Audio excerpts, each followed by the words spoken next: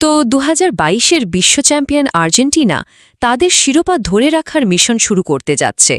চলুন আজ আমরা একটু গভীরে গিয়ে দেখি গ্রুপ পর্বে তাদের প্রতিপক্ষ কারা আর চ্যালেঞ্জগুলোই বা কেমন। হ্যাঁ, একদম ঠিক দেখছেন। দীর্ঘ ৩৬টা বছরের অপেক্ষা, তারপর 2022-এ এসে সেই বিশ্বকাপ জয়। মানে ৩ যুগেরও বেশি সময়ের শিরোপা খরা কাটিয়ে আলবি সেলেস্তেরা এবার কিন্তু মাঠে নামছে ডিফেন্ডিং চ্যাম্পিয়নের তকমা নিয়ে। আর এর মানেটা কি বলুন তো? এর মানে হলো এবারের টুর্নামেন্টে ওরাই কিন্তু সেই দল যাদেরকে সবাই হারাতে চাইবে। প্রত্যাশার চাপটা থাকবে একদম আকাশ ছোঁয়া। তো আর্জেন্টিনার এই যাত্রাটা শুরুই হচ্ছে আফ্রিকার একটা বেশ অভিজ্ঞ দল আলজেরিয়ার বিপক্ষে ম্যাচ দিয়ে। চলুন তো দেখি তাদের প্রথম চ্যালেঞ্জটা ঠিক কতটা কঠিন হতে চলেছে। দেখুন, একদিকে ফিফা র্যাঙ্কিংয়ে ২ নম্বরে থাকা আর্জেন্টিনা আর অন্যদিকে পঞ্চমবারের মতো বিশ্বকাপে খেলতে আসা আলজেরিয়া। বোঝাই যাচ্ছে এটা হতে চলেছে অভিজ্ঞতা বনাম শ্রেষ্ঠত্বের এক দারুণ লড়াই। আলজেরিয়াকে কিন্তু একদমই হালকাভাবে নেওয়ার সুযোগ নেই। মনে আছে ২০১৪ বিশ্বকাপের কথা? তারা শেষ ১৬তে খেলেছিল। আর রিয়াদ মাহরেজ বা মোহাম্মদ আমুরার মতো খেলোয়াড়দের দুর্দান্ত পারফরমেন্সের ওপর ভর করেই তো তারা এখানে এসেছে।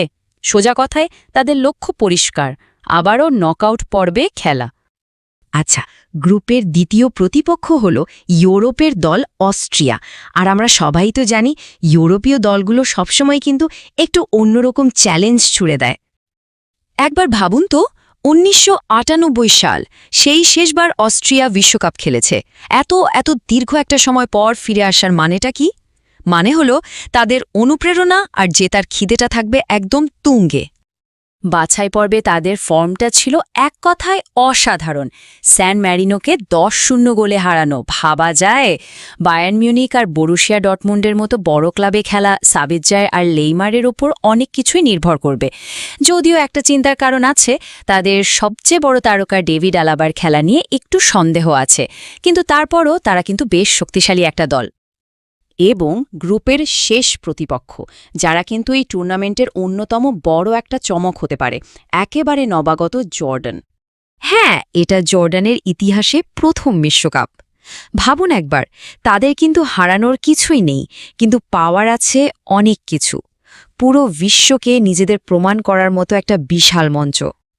র্যাঙ্কিংয়ের এই পার্থক্যটা একবার দেখুন, একদিকে ২ আর অন্যদিকে ৬৬।